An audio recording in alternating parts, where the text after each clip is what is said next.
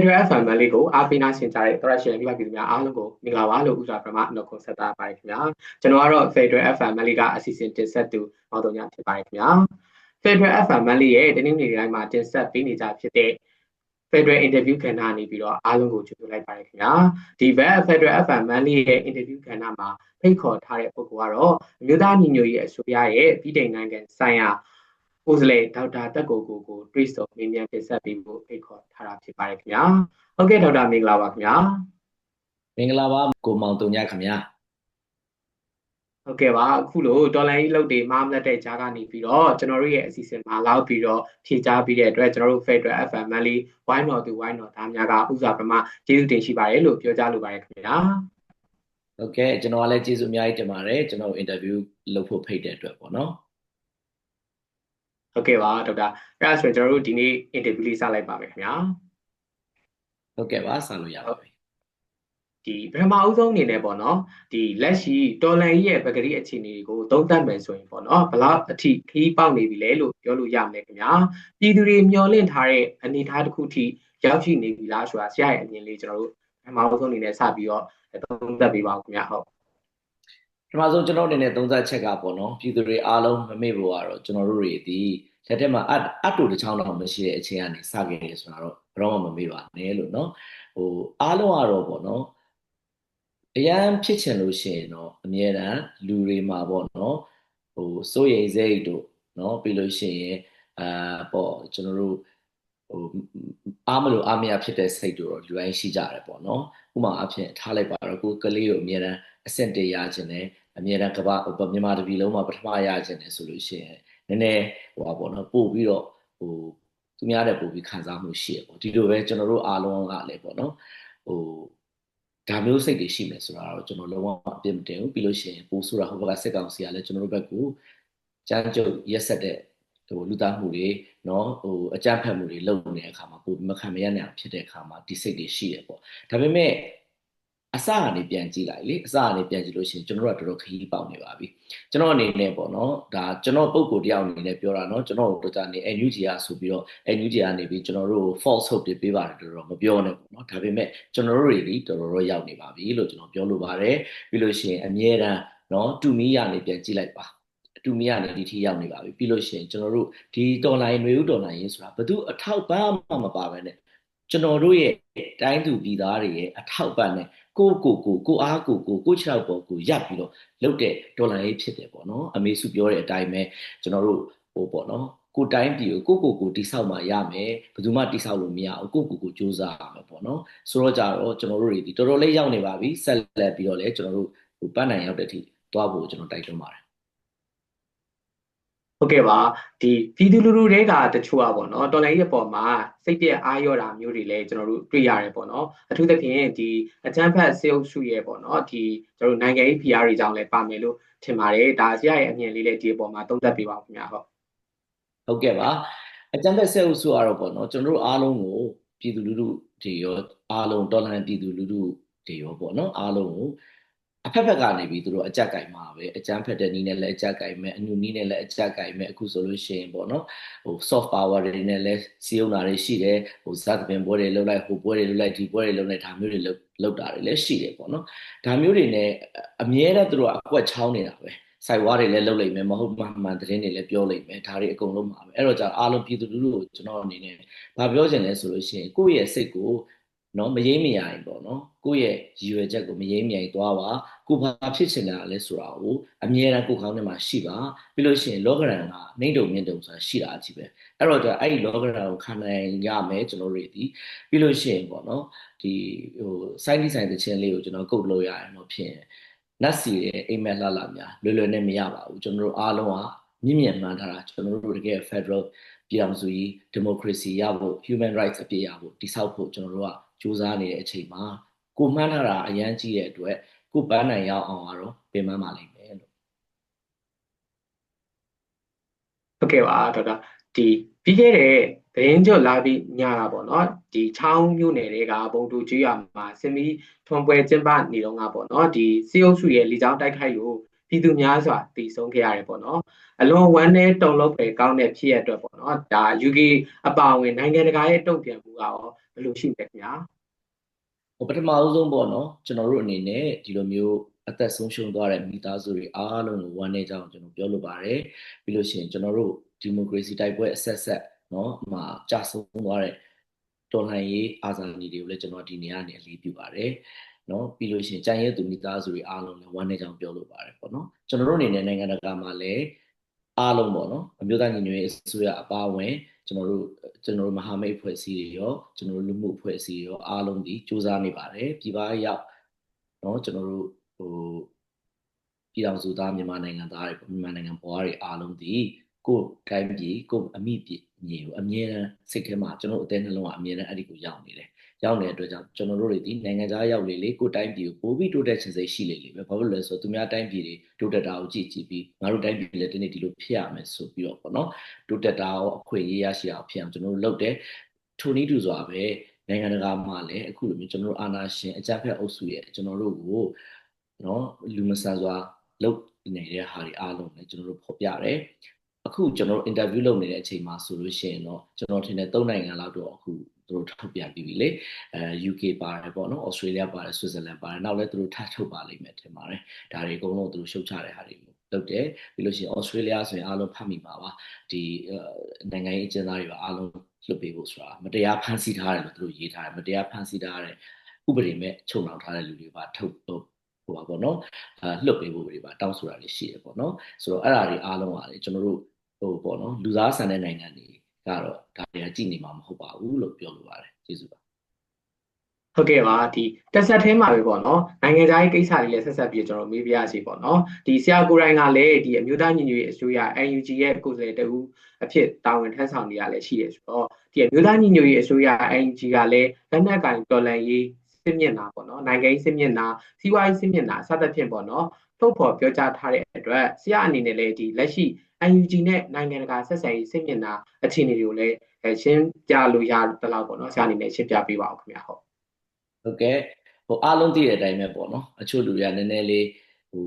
စိတ်တူတယ်ပေါ့နော်ကျွန်တော်တို့ဘာမှလည်းအကူအညီမပေးဘူးပေါ့ပါဇက်ကပဲလုပ်နေတယ်ပေါ့နော်ဒါပေမဲ့အဲ့ပါဇက်ကလုပ်တာလည်းအရေးရောကြီးသေးတယ်ပေါ့ဒါကပထမအဆုံးဟိုပါပဲပေါ့ပထမအဆုံးချိန်လာမယ်ပေါ့နော်ပါဇက်ကလည်းပြောမှဖြစ်မယ်ဘာလို့လဲဆိုတော့ကျွန်တော်တို့နိုင်ငံတကာမှာနေရာယူထားဥကြုံမို့ထုံပါအောင်ပေါ့နော်ကျွန်တော်တို့အားလုံးနိုင်ငံတကာမှာဒီအစိုးရတွေနဲ့ဆက်ဆံရတယ်မဆက်ဆံလို့မရဘူးအချို့ကပြည်တွင်းကလူတွေပြောကြတယ်ဘာမှလည်းငါတို့မပေးဘဲနဲ့ဘာလို့ပေါ့နော်ဒီနိုင်ငံတကာနဲ့ဆက်ဆံနေသေးတာလဲပေါ့မဟုတ်ဘူးကျွန်တော်ဆက်ကိုဆက်ဆံရမယ်ကျွန်တော်တို့အဲ့လိုမဆက်ဆံလို့ရှိရင်ကျွန်တော်တို့နေရာမှာနော်ဟိုလူတွေကလာပြီးစားထိုးသွားမှာဟိုဒီအကြမ်းဖက်အဖွဲ့လာပြီးစားထိုးသွားမှာအဲ့တော့အကြမ်းဖက်အဖွဲ့နေရာမရအောင်လို့ကျွန်တော်လုပ်ရမယ်ကျွန်တော်ဝင်ကြီးဦးတင်ထွန်းနိုင်ပြောတဲ့ဟိုပေါ့နော်ဟိုစကားလုံးကိုကျွန်တော်အငှားသုံးလို့ရှိရင်တော့နော်ကျွန်တော်တို့တွေနိုင်ငံတကာမှာနေရာကျွန်တော်တို့ကလူရဝင်ရမယ်သူတို့လူရဝင်အောင်လုပ်ရမယ်ပေါ့နော်နံပါတ်1နံပါတ်2ကကျွန်တော်တို့ကအိတ်ဖောင်းအောင်လုပ်ရမယ်တဲ့သူတို့အိတ်ပြအောင်လုပ်ရမယ်တဲ့အမြဲသူပြောတယ်ဆိုတော့စီးပွားရေးမှာလည်းအဲ့တိုင်းပဲကျွန်တော်တို့ဘက်ကိုပို့ပြီးတော့ဘဏ္ဍာငွေစီးဆင်းအောင်လုပ်ရမယ်သူတို့ဘက်ကိုဘဏ္ဍာငွေမရအောင်လုပ်ရမယ်အဓိကဒီစစ်တိုင်နေဆိုတော့ဘဏ္ဍာငွေပဲဘဏ္ဍာငွေများတဲ့လူကပို့ပြီးတော့အားတာတာပဲသူတို့ဆိုလို့ရှိရင်တိုင်းပြည်တစ်ပြည်လုံးမတရားပေါ့နော်တိုင်းပြည်စီးပွားရေးတွေရောတရားဇာတာတွေရောရှိသမျှအကုန်လုံးမတရားသူတို့ကနေပြီးတက်ပြီးတော့ချုပ်ကင်ထားတဲ့အတွက်သူတို့ကအများကြီးကျွန်တော်တို့တဲ့ကိုစီးပွားရေးမှာအများကြီးအားတာတယ်အဲ့ဒီအတွက်ကြောင့်မို့ကျွန်တော်တို့တွေဒီစီးပွားရေးမှာလည်းသူတို့ပိတ်ဆို့အောင်နိုင်ငံတကာနေပြီးတော့ပေါ့နော်ဟိုဟာစီးပွားရေးပိတ်ဆို့မှုတွေလုပ်အောင်သူတို့တွေလမ်းမထူနိုင်အောင်တော့လုပ်ဖို့တော့အားလုံးမှာကျွန်တော်တို့တိုင်းသူပြည်သားအားလုံးမှာတာဝန်ရှိတယ်ပေါ့ပြီးလို့ရှိရင်နိုင်ငံရေးတန်တမန်ရေးရလည်းကျွန်တော်တို့အားလုံးဒီနိုင်ငံခြားရောက်နေတဲ့ဗမာတွေအားလုံးပေါ့နော်ဗမာဆိုတာကျွန်တော်ပြောပြည်အောင်စုသားအကုန်ကျွန်တော်တို့မြန်မာနိုင်ငံသားမြန်မာပြည်မှာမွေးဖွားကြတဲ့ပြည်အောင်စုသားအားလုံးမှာတာဝန်ရှိတယ်ကျွန်တော်တို့တယောက်ချင်းအားလုံးဒီဗန်အမတ်တွေပဲဖြစ်တယ်အဲ့တော့နေရာတိုင်းရောက်တဲ့နေရာတိုင်းမှာပြောရမယ်ကျွန်တော်တို့တိုင်းပြည်အကြောင်းကျွန်တော်တို့တိုင်းပြည်ဘာဖြစ်နေလဲကျွန်တော်တို့တိုင်းပြည်မှာဘာတွေလူမဆန်တာတွေဖြစ်နေလဲကျွန်တော်တို့တိုင်းပြည်မှာဘယ်သူတွေကတက်ပြီးအုပ်ချုပ်ပြီးတော့ပြည်သူလူထုဘာတွေမတရားလုပ်နေလဲဘယ်လိုမျိုးမတရားအသက်ဖြတ်ခံနေရလဲဘယ်လိုမျိုးဂုဏ်တွေကျဲနေရလဲပြောဖို့ပြောရမှာပေါ့ကျွန်တော်မှသာမဟုတ်ဘူးလူတိုင်းပြောဖို့တာဝန်ရှိပါတယ်လို့ကျွန်တော်အနေနဲ့ပြောလိုပါတယ်ကျေးဇူးပါဟုတ်ကဲ့ပါဒီဟုတ်ကဲ့ပါဒေါက်တာဒီတချို့ဝေဖန်သူတွေကပေါ့နော်တော်လန်ကြီးဟာတက်ပေါ့နော်တန်ကြီးတမန်ကြီးရှုံးနေပြီးတော့အကြမ်းဖက်စေအုပ်စုကနိုင်ငံတကာအတိုင်းအဝန်ထဲမှာပြန်ဝင်ဆက်လာပြီးဆိုပြီးတော့ကျွန်တော်တို့ကြားနေရကြီးလည်းရှိတယ်ပေါ့နော်ဒီတကယ်တန်တမန်ကြီးအရာပေါ့နော်နိုင်ငံခြားကြီးအရာနိုင်ငံကြီးအရာပေါ့နော်ဒီစေအုပ်စုကဒီနောက်ခေါက်ကျနေပြီလို့ပြောလို့ရမှာပေါ့ ပေါ့နော်စေအုပ်စုအောက်ကိုကျွန်တော်တို့ကနောက်ကောက်ကျနေပြီလို့ပြောလို့ရနိုင်မလားခင်ဗျာဒါဆရာရဲ့အမြင်လေးလည်းသုံးသပ်ပြပါဦးခင်ဗျာဟုတ်အခုကနိုင်ငံတကာမှာကြည့်လို့ရှိရင်ပေါ့နော်ဘယ်သူကမှသူတို့တရားဝင်ဆိုရဖြစ်အတိမမပြဘူးသူတို့ရဲ့ဒီအာဏာရှင်နိုင်ငံတွေကလွယ်လို့ပေါ့နော်ကျွန်တော်တို့ဒီလူသားဆန်တဲ့နိုင်ငံတွေအားလုံးကတော့ဖြစ်ရင်လူဆန်တဲ့လူတွေလူအခွင့်အရေးဦးစားပေးတဲ့လူတွေဒီမိုကရက်တစ်နိုင်ငံတွေအားလုံးကသူတို့လုံးဝနော်မလုပ်ဘူးအစိုးရအနေနဲ့အတိမမပြဘူးသူတို့တွေဒီကျွန်တော်တို့နဲ့တန်တမန်ဆက်ဆံနေတာဒီနိုင်ငံပဲဖြစ်တယ်တဲ့အစိုးရမဟုတ်ဘူးလို့အများနဲ့ပြောလို့ရှိတယ်ပေါ့နော်အဲ့တော့ကြာတော့သူတို့ဒီရှေ့တန်းမရောက်ပါဘူးပေါ့သူတို့စူးစမ်းနေတယ်အခုဥပမာပဲကြည့်လေဥကြော်မိုးထွန်းနေအောင်သူတို့အရန်လိုချင်တာလေလိုချင်တဲ့အတွက်သူတို့တွေအကြီးအကျယ်လိုက်ပြီးတိုက်ခိုက်လုပ်နေတယ်ဒါပေမဲ့ဥကြော်မိုးထွန်းနှစ်စဉ်နှစ်တိုင်းဥကြော်မိုးထွန်းကိုပဲပြန်ပြီးတော့ရရှိတယ်ပေါ့နော်ဒါတွေအားလုံးဒီလေနိုင်ငံတကာကျွန်တော်တို့ဘက်ကပေါ့နော်မျက်နှာသာပြည့်လို့ပြောလို့မရပါဘူးပြည်သူမျက်နှာကိုကြည့်ရလို့ပဲကျွန်တော်ပြောရမှာပေါ့နော်ဒါပေမဲ့နောက်ဆုံးကြတော့အဆုံးကြလို့ရှိရင်ကျွန်တော်တို့ကကိုအားပဲကိုအောင်ပါနောက်ဆုံးနိုင်တဲ့လူอ่ะပေါ့နော်နိုင်တဲ့လူဆိုတာဖက်ပေါ့နော်ကျွန်တော်တို့စီရေးနိုင်ငံရေးတန်တမာရေးအားလုံးဘက်မှာနိုင်တဲ့လူอ่ะပဲနောက်ဆုံးကြလို့ရှိရင်နိုင်ငံတကာအတိမပြုမှာဖြစ်တယ်အားလုံးသိတဲ့အတိုင်းပဲပေါ့နော်ဆီးရီးယားဥပမာပေးမယ်ဆီးရီးယားဆိုလို့ရှိရင်တော်တော်လေးစူးစမ်းခဲ့ရတယ်ကျွန်တော်တို့နဲ့တူတဲ့ဟာအဖွဲ့တွေအများကြီးရှိရတယ်ရှိပါတူတယ်ပေါ့နော်နောက်ဆုံးကြတော့ဆီးရီးယားခေါင်းဆောင်ကအားလုံးကိုလည်းညီညွတ်စွာသူပေါ့နော်စူးစီးနိုင်တယ်ပြီးလို့ရှိရင်နိုင်အောင်လည်းတိုက်နိုင်တယ်အဲ့ဒီအခါမှာနောက်ဆုံးကြတော့ဆီးရီးယားခေါင်းဆောင်ကအခုဘာဖြစ်သွားလဲကုလသမဂ္ဂမှာပါတက်ပြီးတော့အမိန့်ကုန်ပြောခွင့်ရသွားပြီပေါ့နော်အဲ့တော့じゃနောက်ဆုံးကြတော့ကျွန်တော်တို့အားလုံးစီးစီးလုံးလုံးနဲ့နိုင်အောင်တိုက်တဲ့လူဟာအားလုံးအတိမပြုခံရမယ်ဖြစ်ပါတယ်လို့ပြောလိုပါတယ်ကျေးဇူးပါဟုတ်ကဲ့ပါဒီကမ္ဘာကုလသမဂ္ဂဥရောပေါ့နော်ဥရောပသမဂ္ဂနဲ့ဒီအမေရိကန်ပြည်အောင်စုအပါအဝင်ပေါ့နော်နိုင်ငံတကာနဲ့အမျိုးသားညီညွတ်ရေးအစိုးရကြားကဆက်ဆံရေးရောဘယ်လိုသဘောမျိုးရှိနေပြီလဲဆရာဟုတ်ဒါကြီးလဲဆရာဖြေလို့ရသလားကျွန်တော်ဖြေပြီးလို့ပါအောင်ခင်ဗျာဟုတ်ကဲ့ကျွန်တော်တို့ကောင်းမွန်တဲ့ဆက်ဆံရေးရှိပါတယ်သူတို့အားလုံးဒီဒီမိုကရေစီအတွက်ကိုပေါ့နော်နဲ့လူအခွင့်အရေးအတွက်ကိုအမြဲတမ်းရှေ့ရှုတဲ့နိုင်ငံတွေဖြစ်တယ်ဒါပေမဲ့အခုပေါ့နော်စိတ်မကောင်းစရာတော့ဖြစ်နိုင်ငံတကာမှာအခုတခြားကိစ္စတွေကအများကြီးဖြစ်နေတယ်သူတို့အကျိုးစီးပွားတွေပါတဲ့ကိစ္စတွေအများကြီးဖြစ်နေတဲ့အတွက်ကြောင့်ကျွန်တော်တို့တော့လစ်လူရှုခံရတာတော့ဒါကတော့အမှန်တရားပဲဖြစ်တယ်ပေါ့နော်ဒါပေမဲ့လည်းကျွန်တော်တို့ကိုအခုရဲ့ထိပေါ့နော်ကျွန်တော်တို့ပြည်သူရဲ့မျက်နှာကိုပဲသူတို့ရှေ့ရှုနေတယ်ပြီးရင်နောက်တစ်ခုကသူတို့မှာတခြားအရင်ကပေါ့နော်ကမ္ဘာအရေးမှာဝင်ရောက်ပါဝင်ခဲ့ရတဲ့ကိစ္စတွေမှာသူတို့မအောင်မမြင်ခဲ့ရရှိခဲ့တယ်သူတို့တွေပေါ့နော်ငွေကုန်ကြေးကြတွေအများပြီးလူတွေအများကြီးအသက်တွေဆုံးရှုံးပြီးတော့ပြဿနာတွေအများကြီးဖြစ်ခဲ့တဲ့ဟာတွေကိုသူတို့တွေဒီ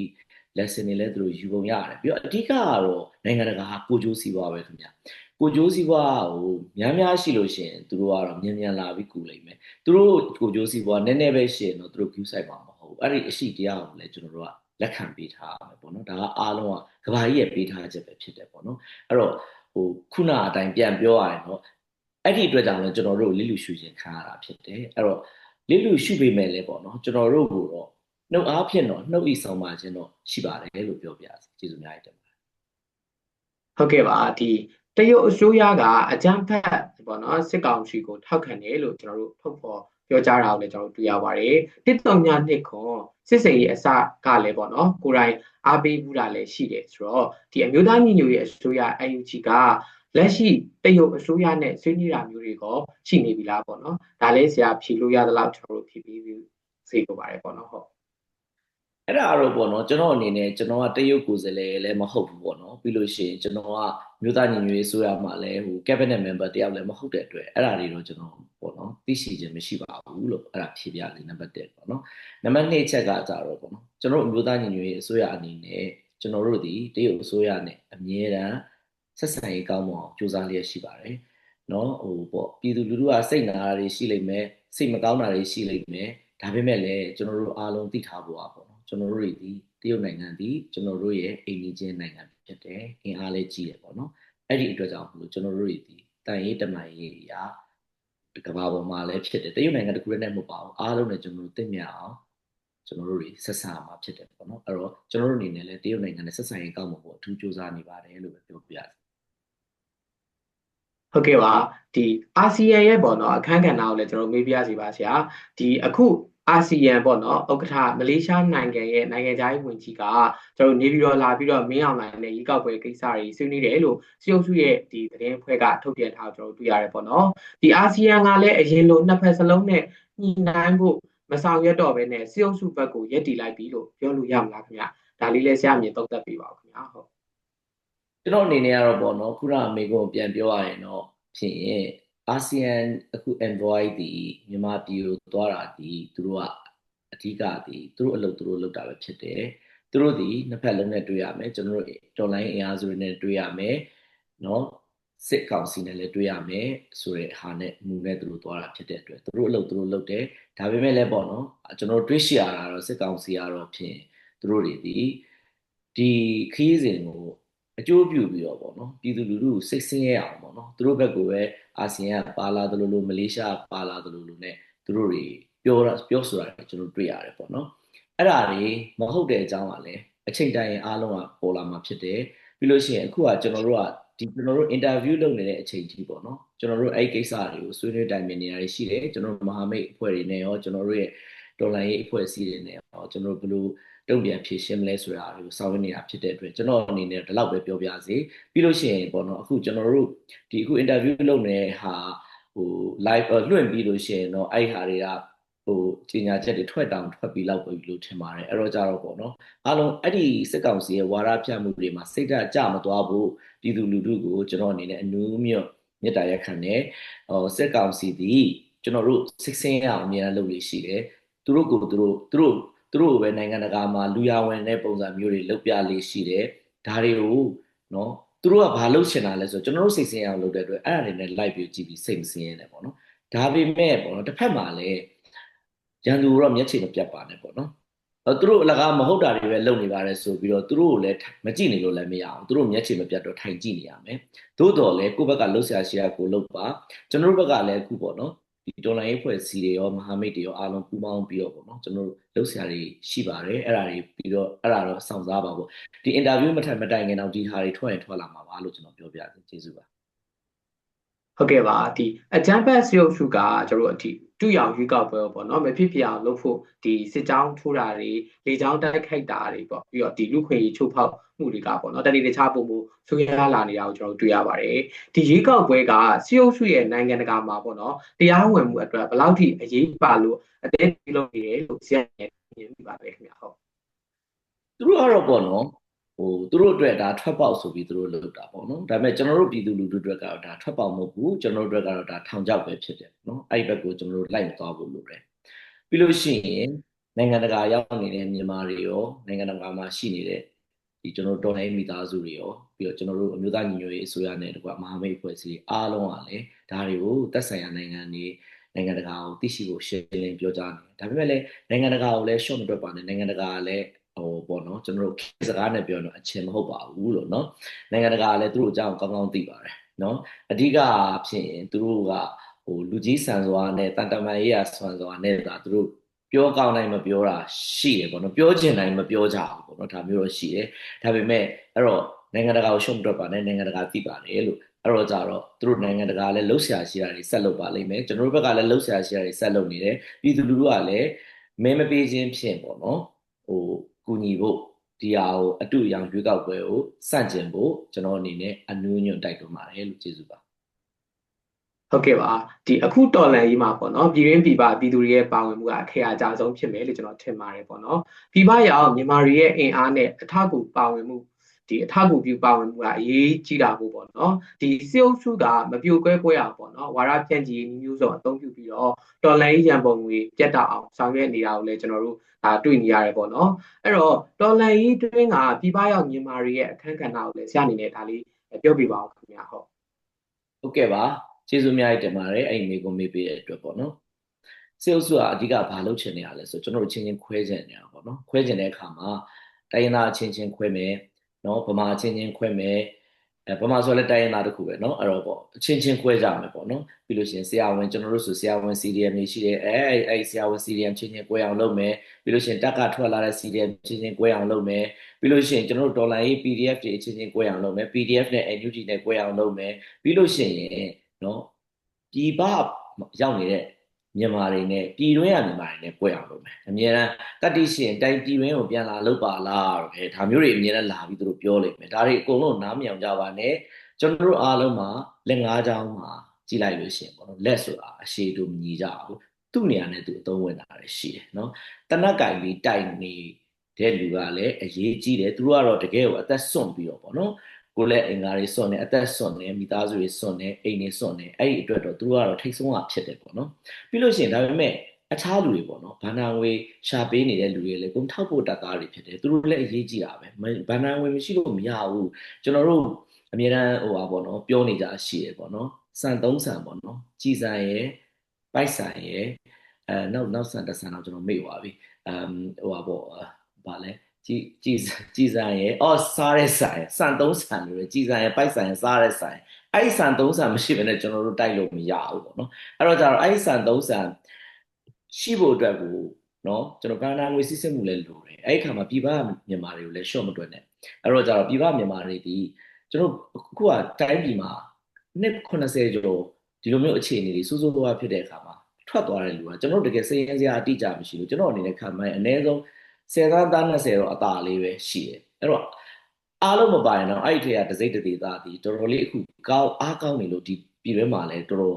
ဟိုပါပေါ့နော်အခုဒေါ်လာရေးကရှေ့ဆက်နေတာလည်းဖြစ်တယ်ဒါပေမဲ့ပြည်ပလူတွေကြီးလုံးလို့မဟုတ်ဘူးပြည်တွင်းကလူတွေလည်းအများကြီးလုပ်တယ်ပြည်တွင်းကလူတွေလည်းမသိအောင်လူနေလူတွေတပုတ်ကြီးရှိတယ်နော်ပြီးလို့ရှိရင်အဓိကကတော့တိုက်တဲ့လူတွေပေါ့တိုက်တဲ့လူတွေကတော့ထိတ်ဆုံးရမှာဖြစ်တယ်ပေါ့နော်အဲ့တော့ကျွန်တော်ပြန်ချုပ်ရလို့ရှိရင်ကျွန်တော်တို့အားလုံးပူးပေါင်းဆောင်ရွက်ရမယ်သူ့နေရာနဲ့သူလှုပ်ရမယ်လက်၅ချောင်းတိုက်မယ်ဒီမှာဒီဘယ်လိုလှုပ်ကြမလဲပေါ့နော်အားလုံးလှုပ်ရမယ်လက်၅ချောင်းစလုံးလှုပ်နိုင်မှကျွန်တော်တို့ဒီ